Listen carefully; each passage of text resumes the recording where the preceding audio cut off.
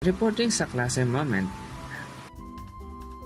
Okay, class, meron tayong reporting ngayong araw na to. So, bali, dalawang partners kayo. Pipili kayo kung sino sa inyong gusto nyo maging partner para sa reporting ngayon. At napatingin ako, nakaupo ako sa aking kaibigan. Tol, partner tayo. Oh, sige ba? Basta ikaw na magre-report Hanggang sa di na ako makapagsalita, pero ako yung nauna, kaya nagmadali na rin ako, pero mema lang ako sa mga reporting ko. Hanggang sa makatapos ako sa reporting, ayun, perfect. Tapos na kami. Ito yung araw na hindi ko namamalayan na ang sarap ng tulog ko. Hindi ko pala alam na exam ko pala. At bigla na lang ako nagulat sa alarm clock ko. Hindi ko namalayan na late na pala ako. Kaya nagmadali ako, hindi na rin pala ako nakakain. Kaya takbo ko ng takbo. Hindi na rin ako nakapag-commute dahil nga nagmamadali ako. Kasi traffic. So, yung ginawa ko, takbo ko na sa school hanggang sa hallway, diretso sa school. At nakita ko yung mga tropa ko sa likod. Kaya sa likod na rin ako. At sa pagbigay ng aking teacher ng test, hindi ko namamalan, hindi ko masagot yung aking test. Nahirapan ako. Saan kaya pwedeng tumingin? Ayun ang tropa ko, nakita ko, tamang silip. Uy, sulat.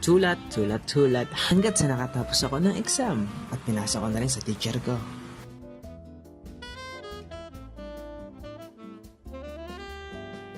Nagkasama na naman ang tropa at nandito na naman ang pabida. Pre, sarap ng handa namin ng Pasko at Bagong Taon. Umorder kami sa Aristocrat. Sabi niyo ba? Napakarami kong nakain. Feeling ko nga, tumaba na ako eh. Kayo, alam ko naman, di niyo yung kaya eh. Kaya, eto, meron ako dala para sa inyo.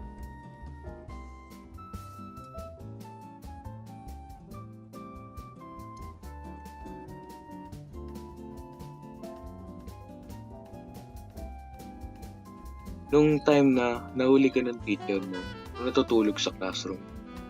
Pero, nung pinapagalitan ka, nasa isip mo lang kung ano ulam niyo mamaya. Fried chicken.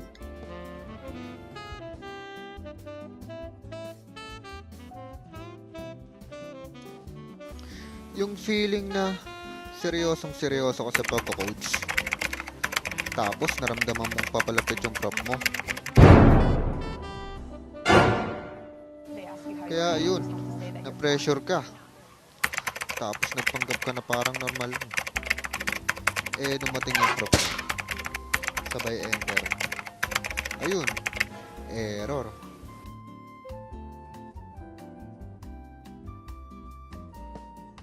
Okay class, our lesson for today is math. Math na naman, makalabas na nga lang. Ma'am, may got po. Pwede po ba? Okay. Salamat po.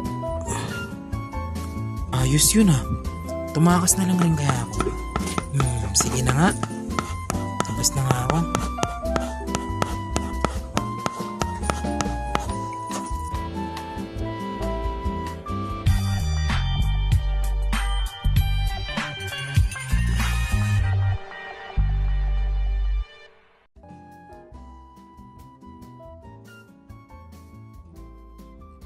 Nung tinawag ka ng teacher mo para mag-reset sa classroom, pero ang nasa isip mo kung paano ka makakapag-I love you kay crush.